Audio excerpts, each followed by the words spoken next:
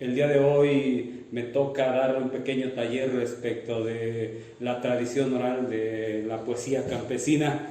Eh, Doy las gracias al municipio de Jalpan de Serra, al Museo Histórico de la Sierra Gorda, por haberme invitado a participar en las fiestas del Festival de Santiago, que en esta ocasión tienen una particularidad, y esa particularidad es la de que se va a transmitir en línea, una nueva modalidad que por los tiempos que estamos viviendo nos hemos tenido que acostumbrar o tenemos que modificar ciertas formas de actuar, y una de ellas es precisamente el estar en contacto con nuestros seres queridos, y en este caso la tradición por medio de las redes sociales. Mi nombre es Antonio Jiménez Espínola, soy originario de Jichú, Guanajuato, de una comunidad que se llama San Miguel de las Casitas, pero actualmente y desde hace más de 15 años radico en Jalpan de Serra, y que es donde me he desarrollado como músico tradicional. Y bueno, por ahí la mayoría me conoce como Toño Jiménez en el argot del guapango arribeño. El día de hoy voy a tratar de dar una explicación respecto de lo que es la poesía decimal campesina y cómo es que nace, cómo es que llega y se desarrolla en nuestro país. Todos los músicos de la antigüedad y anteriores a mí, de otras generaciones, tienen sus distintas versiones respecto de la aparición del guapango arribeño en nuestro país, particularmente en la zona de Guanajuato, zona media de San Luis Potosí y Querétaro, donde desgraciadamente en los últimos tiempos ha venido de crecimiento, pero afortunadamente vienen empujes y esfuerzos de personas que están haciendo que nuevamente empiece a florecer el son arribeño en la zona de Querétaro. El son arribeño, el guapango arribeño, es una mezcla de música tradicional de Europa que viene a nuestro país, pero voy a partir de un momento histórico muy importante, y de quién fue quien le dio la estructura, de acuerdo a lo que nos han dicho, quién le dio la estructura a nuestro son arribeño. Fue una persona que se llamaba Eugenio Villanueva, de la zona media de San Luis Potosí, quien se dice le dio esta estructura que actualmente tiene, y que el día de hoy vamos a dar a conocer, particularmente la forma en que se hace esta tradición en el son arribeño, particularmente en estos lugares que les comento, de la zona media de San Luis Potosí, Querétaro y Guanajuato. Podemos hablar de que hay unas reglas muy claras, muy específicas dentro de la tradición del guapango arribeño. Pudiera ahondar mucho en la historia, pero por el tiempo creo que nos vamos a ir directamente a la temática de explicar cómo se integra la estructura del son arribeño. Todos los poetas, así se les dice a todos los que ejercemos el arte del destino del guapango arribeño, decimos que somos poetas, o nos dicen que somos poetas, o nos dicen que somos guitarreros. Esa es la denominación que se nos da. Entonces, todos los poetas, todos los guitarreros que habemos en esta zona, respetamos una regla muy clara, y que es la que voy a explicar a continuación. También decimos que nosotros nos encontramos con el destino, y ese destino es precisamente el ejercicio de la tradición oral, de hacer la poesía. La melodía en el son arribeño tradicionalmente se nos da como herencia de boca en boca, es decir, una generación le enseña a la que viene, y esa que viene le enseña a otra, sin tener reglas escritas. Sin embargo, las respetamos. Entonces comienzo a hacer una breve explicación de cómo está integrado la poesía en el huapango arribeño. En el huapango arribeño está integrada la poesía de tres partes. La primera, que se le llama poesía; la segunda se le llama décima o decimal, o en la tradición le decimos un saludado; y finalmente una tercera parte, que es el son o el jarabe. Esas tres partes son fundamentales, porque son las que todos los poetas, los guitarreros, las respetamos.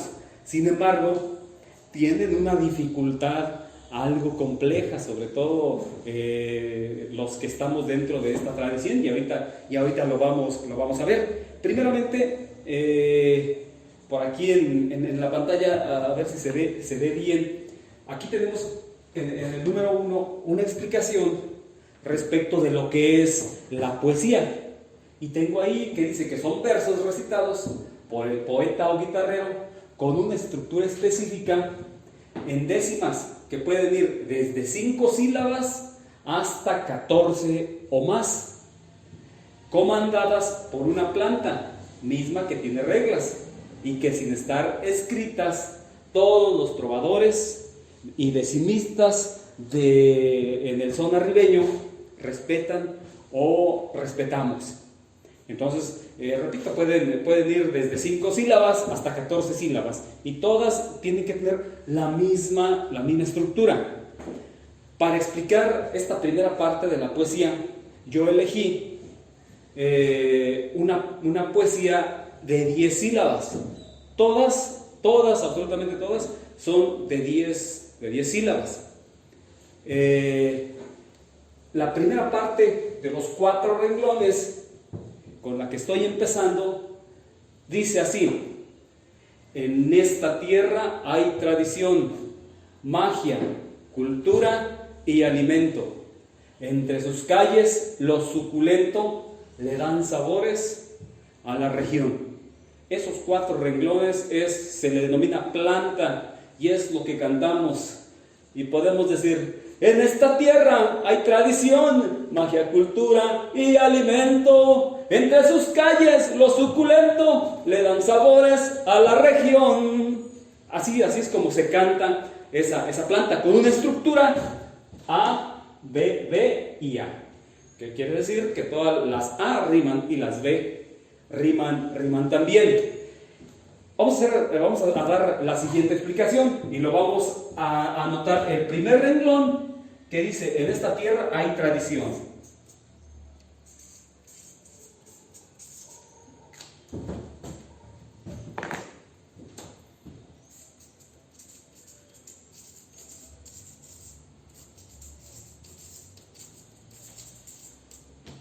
Ahí podemos, en la primera letra, que es: en esta tierra hay tradición.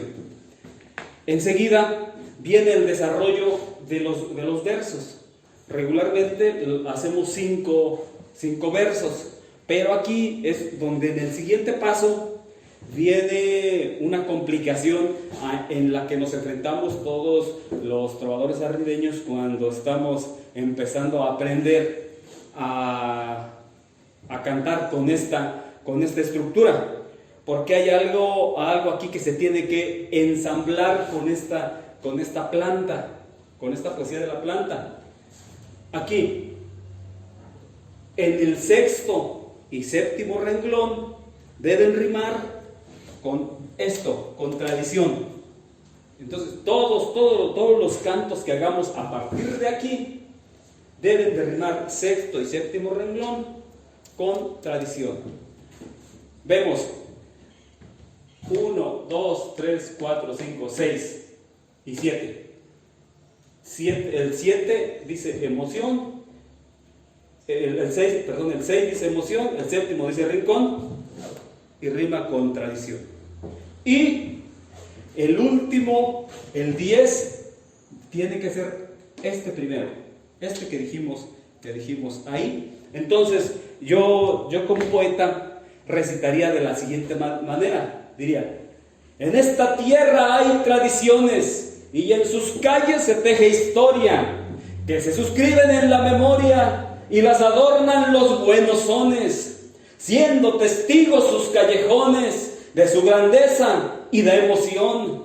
Cuando encontramos en un rincón varios indicios del pasado, mientras replico emocionado, en esta tierra hay tradición. Aquí encontramos, ya viene la recitación y después canto la planta. En esta tierra hay tradición, magia, cultura y alimento. Entre sus calles lo suculento le dan sabores a la región. Entonces aquí encontramos ese enganche que tenemos con estos y con este. ¿Por qué es importante que rimen el sexto y séptimo con el primero? Porque tienen que rimar también con el 10.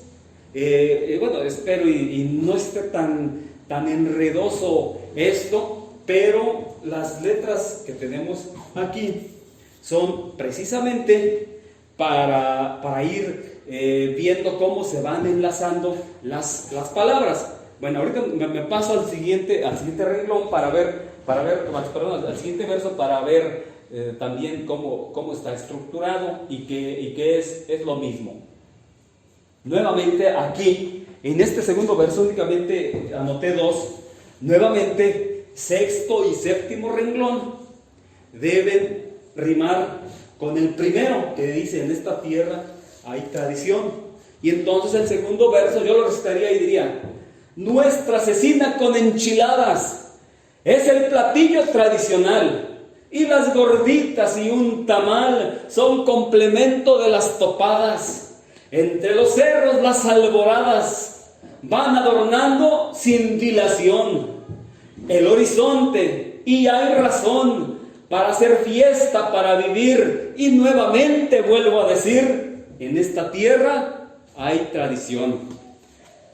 Con esto ya tenemos un segundo verso. Por eso es bien complicado respetar esas reglas cuando no tenemos la práctica.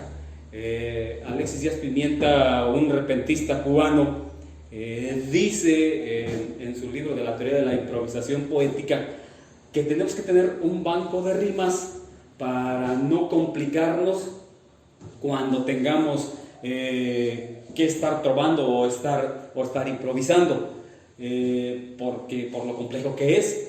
Entonces, y más porque sexto y séptimo renglón tienen que hacer esa rima.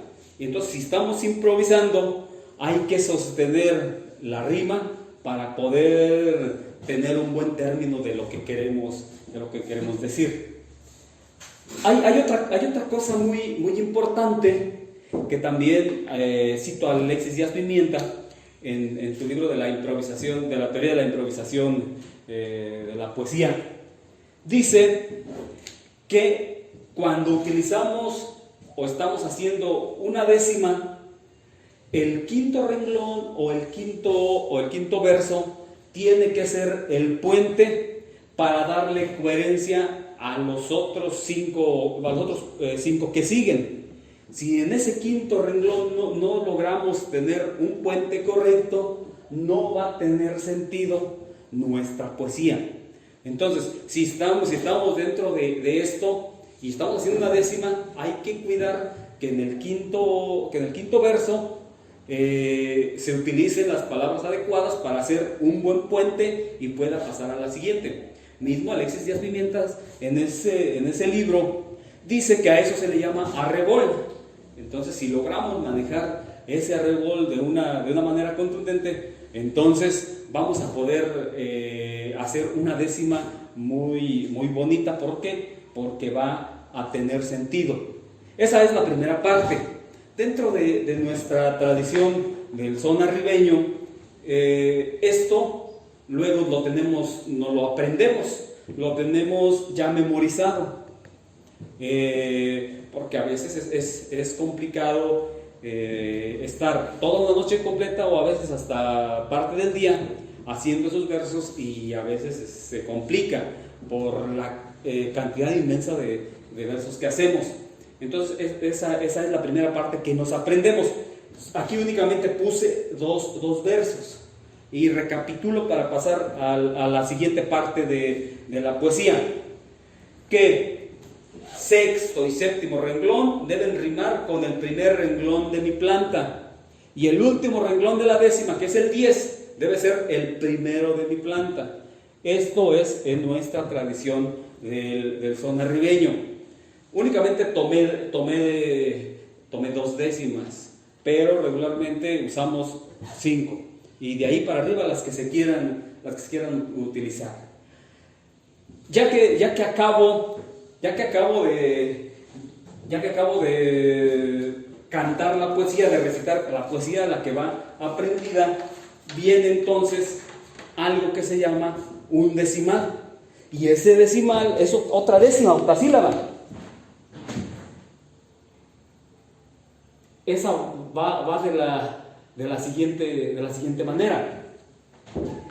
Cuando hablamos de un decimal en nuestra tradición, y lo voy a leer, dice ahí, que en la poesía campesina de la zona media de San Luis Potosí, Guanajuato y Querétaro, es un recital comandado por una planta de 4 versos o renglones, y es la segunda parte de lo que llamamos una poesía, teniendo la particularidad de que va improvisado, siendo una décima de versos octasílabos, en donde el 10º verso de la primera décima será el primero de la planta, y enseguida el 10º verso de la segunda, y así sucesivamente hasta completar toda la estructura. Aquí, la siguiente parte, también voy a tratar de cantarla, y voy a tratar de improvisar unos versos donde voy a terminar con estos. El primero que yo cante tengo que terminar diciendo en toda la Sierra Gorda. En el segundo tendré que decir la poesía decimal. El tercero tendría que decir es agua de manantial. Y el cuarto, en los ríos se desborda. Entonces, esa es una planta que ya tengo en la segunda parte, donde los músicos tocan algo que se llama balonas. Yo hago la improvisación y los músicos me van adornando con una balona. Y entonces yo cantaría esa planta. Ya cuando termino lo de arriba, lo de la poesía, cantaría lo siguiente. En toda la Sierra Gorda, la poesía decimal es agua de manantial, en los ríos se desborda.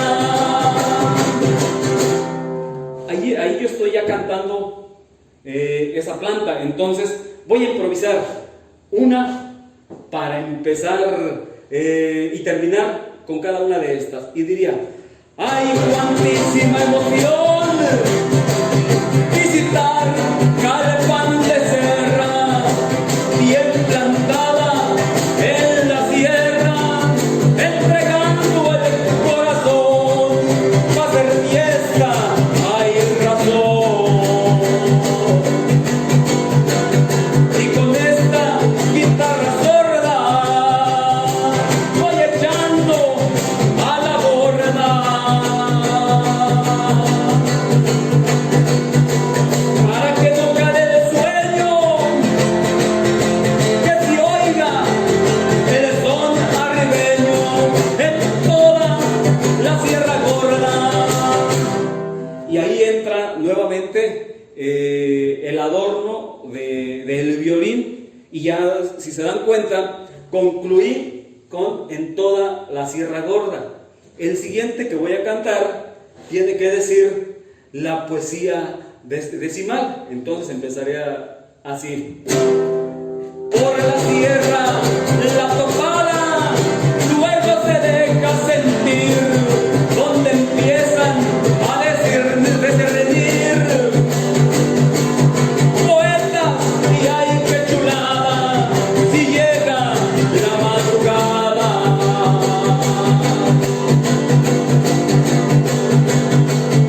Se viene un vendaval de un verso especial.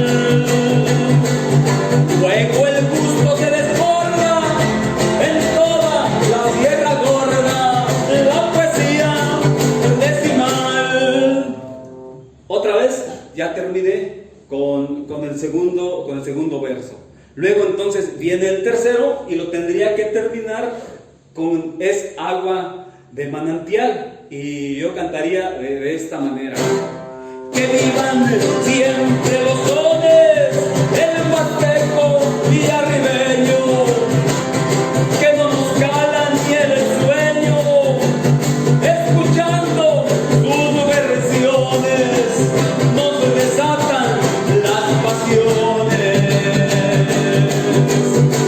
Mas si se oye un decimal, resulta fundamental para refrescar un son. Fresca es nuestra tradición, es agua de manantial. Y luego viene entonces el cuarto, y en el cuarto yo tendría que decir: en los ríos se desborda. Esto se llama un pie forzado. ¿Por qué se llama pie forzado? Porque todo lo estoy forzando a decir en toda la Sierra Gorda, luego la poesía decimal, es agua de manantial, y luego en los ríos se desborda. Ahora, resulta complicado hacerlo con esa. Ahorita voy a tratar de hacerlo con 4 pies forzados. ¿Qué quiere decir esos 4 pies forzados? Que estos cuatro lo tengo que decir, mis 4 versos que diga al final, los tengo que decir con esos 4 pies forzados.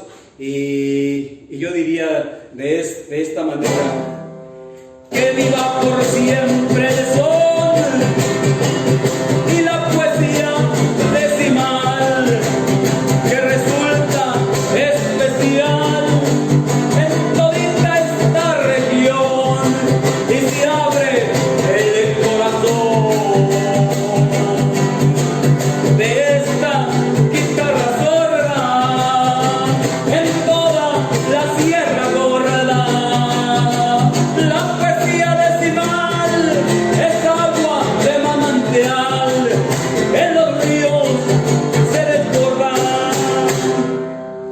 Y ahí terminamos con esos 4 pies forzados que utilizamos en estos momentos para concluir el decimal o décima, como decimos los cuatzarrimeños, decimos decimal. O a veces cuando estamos en alguna fiesta se acerca una persona y nos dice: oiga, guitarrero, si me le puede trobar un verso a X persona, o me le puede mandar un saludado. Entonces nosotros lo que hacemos es tomamos una planta de esta manera y toda la décima con esa estructura que acabo de señalar y que acabo de cantar, se las mostramos, más bien se las cantamos a la persona que nos señalaron. O vemos por allá a un amigo, a un conocido, y queremos ensalzar su nombre, como luego decimos en la tradición, pues de inmediato cantamos.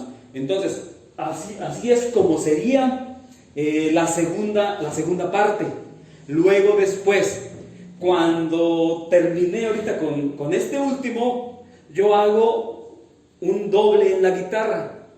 Le estoy indicando a mi violinista que se termina el decimal y que entonces tiene que cantar un son o un jarabe. ¿Qué significa esto? Hay una variante entre el son arribeño, entre el son y el jarabe, que es la última parte de la que se compone la poesía decimal dentro de la tradición oral. Cuando hago esa parte de la guitarra con un doble, dice ahí que viene el son grave. Una vez que termine el recital de la décima, sigue el son. El primer violinista es el que decide que toca, si son o jarabe. Y en el paseado se canta un verso en sextilla, en el caso de que decida que va a hacer un son. El son tiene una particularidad. Se toca el son con algo que se llama una planta y con un intermedio con un paseado que se le denomina, y finalmente con un remate. Los violinistas que acompañan a los poetas describen que hay dos vertientes en el caso del son que se utiliza en nuestra zona, y está muy marcado. En el caso del son, en el caso del estilo de Río Verde, se utiliza un son como una planta, luego viene el paseado, se repite, entonces viene un remate, luego se repite la planta, el paseado y lo terminan. Lo hacen de 3 partes. En el estado de Guanajuato regularmente no lo hacen de esa manera. El jarabe se inicia también cuando termina la planta del decimal, y va de la siguiente manera. Cuando yo te hago el señalamiento que hacía hace un momento, de 2 golpes o más de la guitarra, se inicia el jarabe. El jarabe es un remate que no lleva paseado. Va el remate, se toca una partecita como de un son que se le llama remate, después viene la música de los violines como algo valseada, y en ese momento viene un verso o una cuarteta que es recitada también por el poeta, y se arranca con otro remate, y así sucesivamente. Termina ese remate, otra vez viene la música valseadita, y nuevamente viene otra cuarteta del poeta, y viene otro. Esto no tiene medida, puede ser de 2 partes, 3 partes, 4 partes, 5 partes, según el ánimo que tenga el violinista. Y hablo de una cuarteta porque también dentro de la tradición y de una generación pasada había un poeta de Río Verde, Cándido Martínez, que en los jarabes, en vez de recitar una cuarteta, recitaba una sextilla. Y que bueno, ya casi los poetas son muy raros los que utilizan esa métrica. De esta forma es como está estructurada la poesía decimal. Quise hacer un recuento así muy rapidito de cómo es que se hace. Ojalá y que tengamos la oportunidad de que en algún momento lo podamos hacer con gente, y que podamos interactuar de una manera más didáctica para poner en práctica la forma en que se va haciendo la poesía decimal, porque sí tiene su complejidad. Retomo algunas cosas que dije al principio. Es muy importante que, pues, si nos queremos dedicar a esto, tengamos en cuenta el manejo de la rima, y que tengamos, dicen los poetas de antes, y que debemos tener diccionario, que tengamos mucho diccionario para tener muchas rimas. Y como dice también Frino, como dice Danger, como dice Guillermo Velázquez, hay que tener un buen banco de rimas para poder llevar a buen puerto nuestra décima, y que no sea repetitiva. Una vez platicaba con Guillermo Velázquez y le preguntaba que cómo se le hacía para tener éxito en las poesías. Y dice, bueno, tú únicamente busca un buen puente y busca un buen final de tus versos, y si encuentras eso, entonces vas a tener éxito en ello. Pues prácticamente esto sería todo. Fue algo muy rapidito, pero también en estos tiempos de contingencia, creo que es también estar mucho tiempo en una tipo clase en línea, creo que resulta a lo mejor no muy placentero. Sin embargo, di los elementos esenciales que utilizamos en el son arribeño, porque pues esta tradición de la décima no solamente permea en estos lugares que acabo de mencionar, de la zona media de San Luis Potosí, Guanajuato y Querétaro, sino que también está en nuestro país, está en Veracruz, y en otros países también se encuentra la décima. Entonces, muchísimas gracias por habernos visto, y la ventaja de las redes sociales es que ahí se queda esto que acabamos de platicar. Entonces, esto no se lo lleva el viento como sucede en los tarangos cuando estamos en las topadas. Esto se queda grabado, y que sea algo didáctico para que los jóvenes, los niños, los mismos adultos tengan conocimiento sobre lo que es el son arribeño en la voz de Toño Jiménez. Muchas gracias. Querétaro, orgullo de México.